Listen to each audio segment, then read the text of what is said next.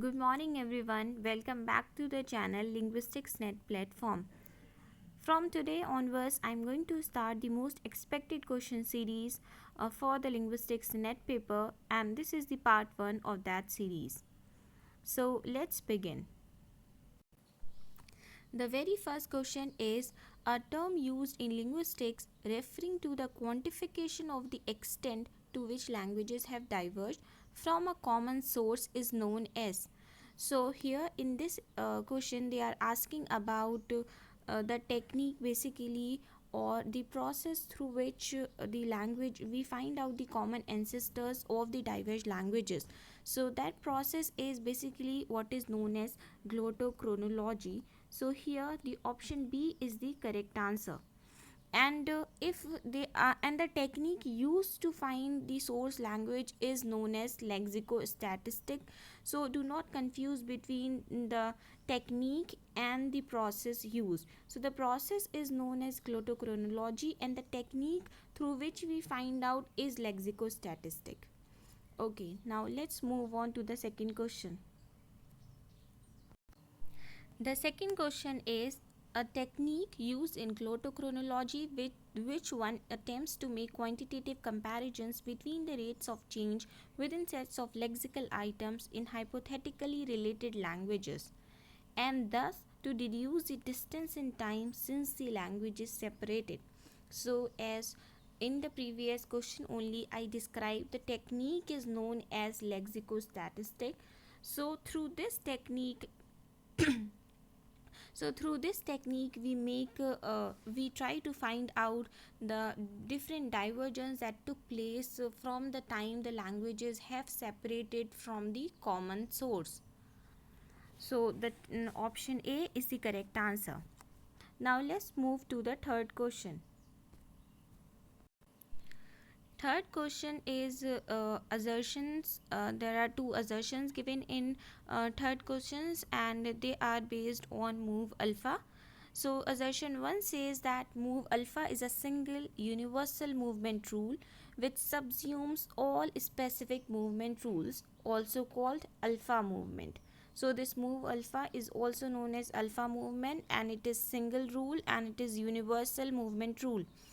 And in this rule all other movement comprises. So the assertion 1 is correct because move alpha is all of these which is defined in assertion 1. Now let's see whether assertion 2 is correct or not. So assertion 2 is saying here that this rule permits the movement of any phrasal or lexical category from one part of a sentence to another in such a way that the operation involves substitution or adjunction. So assertion 2 is also correct because there is a substitution involved, or either there is substitution or there is adjunction involved when we move certain constituents. So either it is NP movement or WH movement, there is these two processes that take place.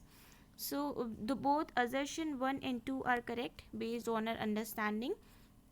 Option A is the correct answer.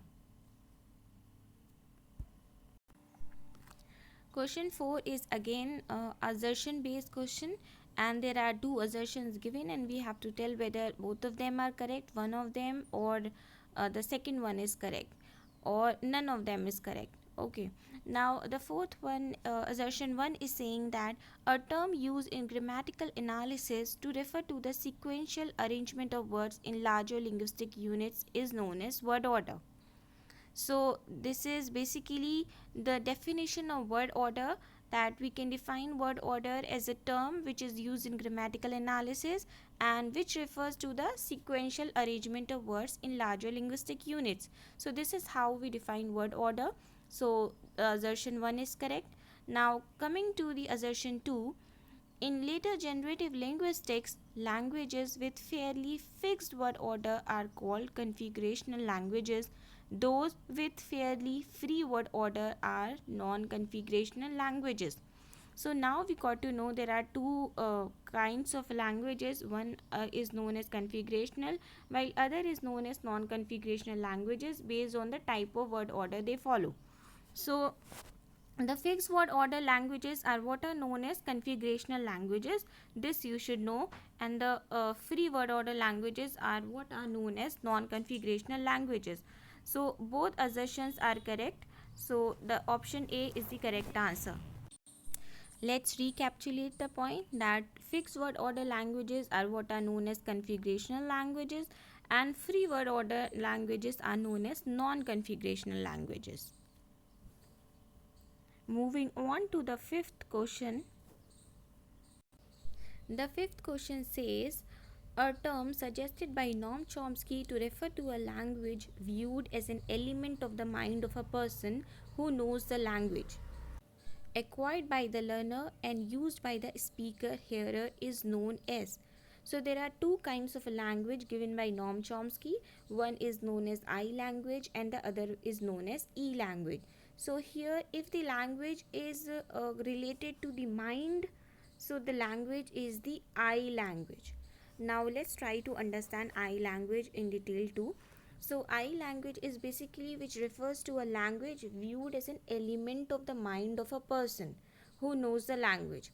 Now this is acquired by the learner and used by the speaker or hearer. So this language will be I language. Now the sixth question is again about E language. So in the I language, as we saw, the mind plays an important role, but in the E language the language becomes the independent of the mind. So the question 6 says that a term suggested by Noam Chomsky to refer to a collection of sentences understood independently of the properties of the mind is known as. So look here, independent of the properties of the mind. So this language is known as E language. Moving on to the seventh question. The seventh question says and ask about the condition. So a condition on the assignment of case in government and binding theory. So there is a condition which we use while assignment of the case in the GB theory. So what this condition does is it basically blocks case assignment to those noun phrases not adjacent to the case assigner. So if some noun phrases are not adjacent to the case assigner, it blocks those. So because it doesn't case assign to those NPs. So this condition is known as adjacency condition, which talks about the adjustment to the case assigner. So option B is the correct answer. Moving on, we have the question number 8, and it asks about an analytic principle in linguistics whereby pairs of linguistic features seen as oppositions are given different values of positive, that is marked value, and neutral or negative, which is also known as unmarked value, is known as. So the question number 8 is basically asking about a principle, and when in a principle we talked about marked value and unmarked value, we are talking about the markedness principle. So option C is the correct answer. Let's come to the question number 8, and here they are talking about one of the branches of linguistics. So the question number 9 says a branch of linguistics which studies the geographical distribution of languages throughout the world with reference to their political, economic and cultural status is known as. So there are four options. We have genealogistics, we have geolinguistics, we have glossogenetics, and D is the none of the above. So the linguistics which talks about the geographical distribution of languages is known as geolinguistics. Option B is the correct answer. 10th question is the last question from the part 1, and it is again an assertion based question. So assertion 1 says that an approach to language developed primarily by Louis Jamslav and associates at the Linguistic Circle of Copenhagen in the mid 1930s, that is the Copenhagen School. Now the assertion 2 says that The irreducible and invariant units established by this procedure were called glossemes. So both assertions are correct again.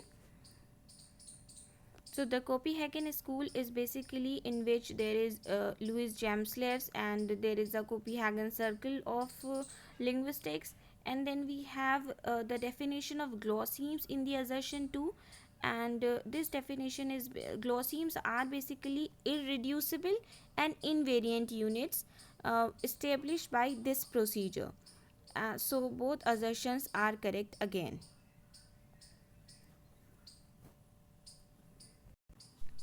I'm sorry, I forgot to mention the approach we are talking about in assertion 1. So the approach is known as glossematics. Glossematics. And hence in this approach there is which is primarily developed by Louis Jameslevs and associates at the Linguistic Circle of Copenhagen in the mid 1930s. So this approach, which is known as glossematics, is developed by them. So this is the correct assertion. And the assertion 2, in this glossematics we have glossemes which are irreducible and invariant units. Okay, so both assertions are correct. Option A is the correct answer. Thank you so much, and if you want me to upload such kind of videos, subscribe to the channel, like, and also leave the valuable feedback in the comment sections below. Thank you so much.